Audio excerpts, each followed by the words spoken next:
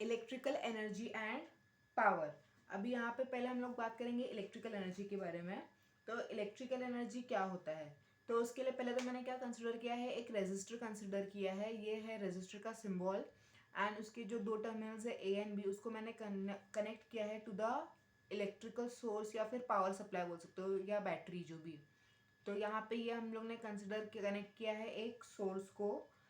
ठीक है, अभी यहाँ पे जब सोर्स मैंने कनेक्ट किया है तो यहाँ पे क्या हो रहा है, इलेक्ट्रिक फील्ड सेट हो गई। इलेक्ट्रिक फील्ड सेट हो गई मतलब यहाँ से क्या हो रहा है, करंट फ्लो हो रहा है। ठीक है, करंट फ्लो करना स्टार्ट कर दिया है।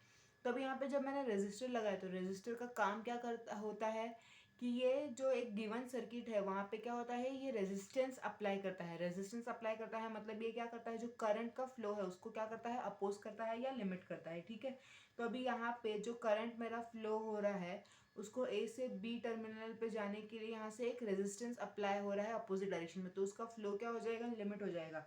तो मुझे ए से बी तक करंट को लेके जाने के लिए क्या करना पड़ेगा, वर्क करना पड़ेगा, सो दैट यहाँ पे जो मेरा करंट है ए से बी तक जा सके। ठीक है, तो उसके लिए जो वर्क मुझे कितना करना पड़ेगा, that is given by W is equals to V into Q, जहाँ पे V क्या है, V is the potential difference across the terminals A and B and Q क्या है, charge flowing from A to B।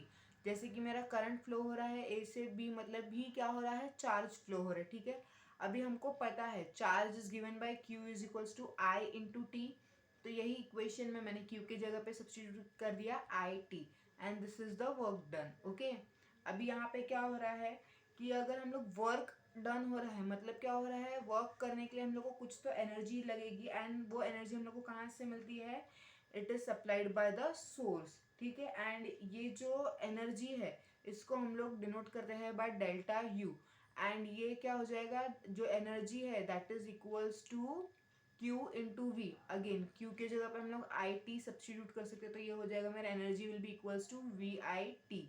ये हो गया मेरा इक्वेशन नंबर 3।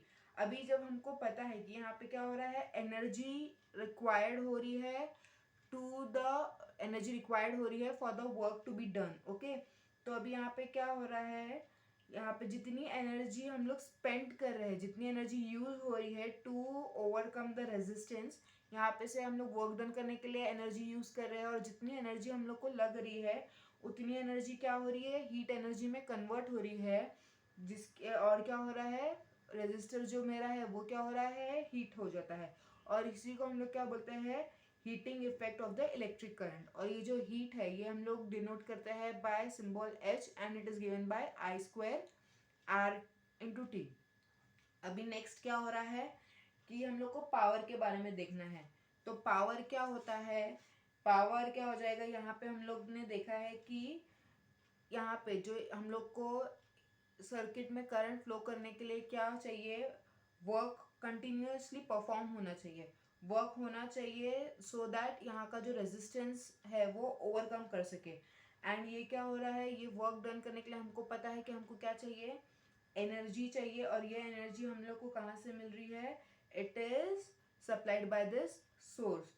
तो हम लोग क्या बोल सकते हैं, power is what, the rate at which the work is done. Power is the rate at which the work is done and it is given by the symbol P which is equal to W/T। और W मैंने देखा है क्या है, V into Q, तो यहाँ पे substitute कर दिया है V into Q/T as it is. But Q की वैल्यू क्या है, IT, तो यहाँ पे हो गया V इंटू IT/T, ये T और T कैंसिल हो गया, तो power will be equals to V into I। And यहाँ पे बट हमको पता है V क्या है, V is equals to IR according to Ohm's law. तो यहाँ पे पावर क्या हो जाएगा, मैंने अगर V के जगह पे IR सब्स्टिट्यूट किया तो ये हो जाएगा I²R, और अगर मैंने I की जगह V/R सब्स्टिट्यूट किया तो ये हो जाएगा V²/R।